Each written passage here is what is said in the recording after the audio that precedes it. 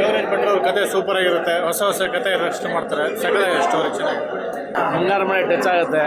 ಇಡೀ ಫ್ಯಾಮಿಲಿ, ನಿಮ್ಮ ಕುಟುಂಬ ನಮ್ಮ ಕುಟುಂಬ ಎಲ್ಲರೂ ನೋಡ್ಬೋದು. ಒಳ್ಳೆ ಸಿನಿಮಾ. ಈ ನಡುವೆ ಬಂದಿರೋ ಸಿನಿಮಾಗಳಿಗೆಲ್ಲ ಒಳ್ಳೆ ಸಿನಿಮಾ.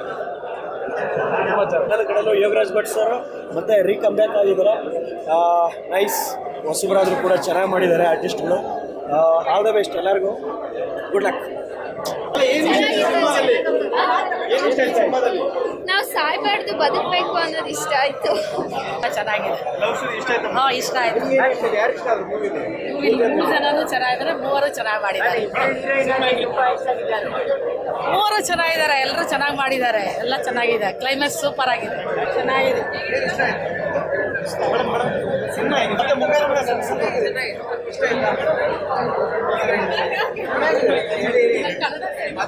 ಇತ್ತು, ನನಗೆ ತುಂಬ ಖುಷಿ ಆಯಿತು.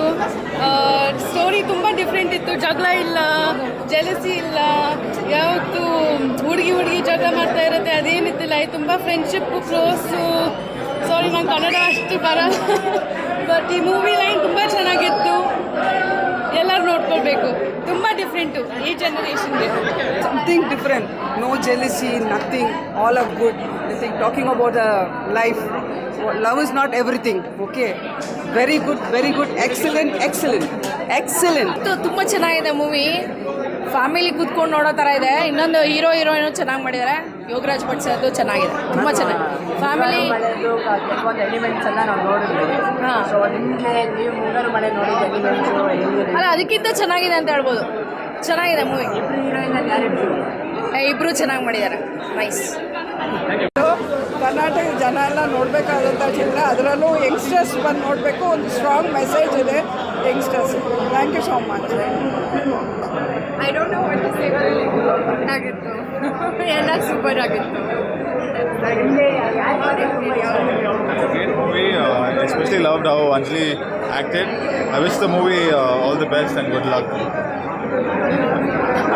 That's it. Excellent movie, such a wonderful movie, and I hope it will do great success. Okay, especially Anjali ಅವ್ರ ಆ್ಯಕ್ಟಿಂಗ್ ನಂಗೆ ತುಂಬ ಇಷ್ಟ ಆಯಿತು. Nice movie, I enjoy ತರೋಣ.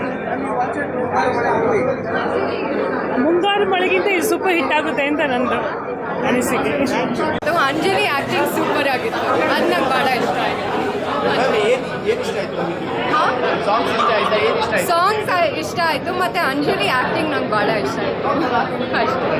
Okay, ನಮ್ಮ ಅದರಿಂದ ನಾನೇ I am totally impressed by Yogaraj Bhat. ಅವ್ರು ಮಾಡಿರೋ ಕೆಲಸ, ಫಿಲ್ಮು, ಸ್ಟೋರಿ ಹೊಸದಾಗಿದೆ.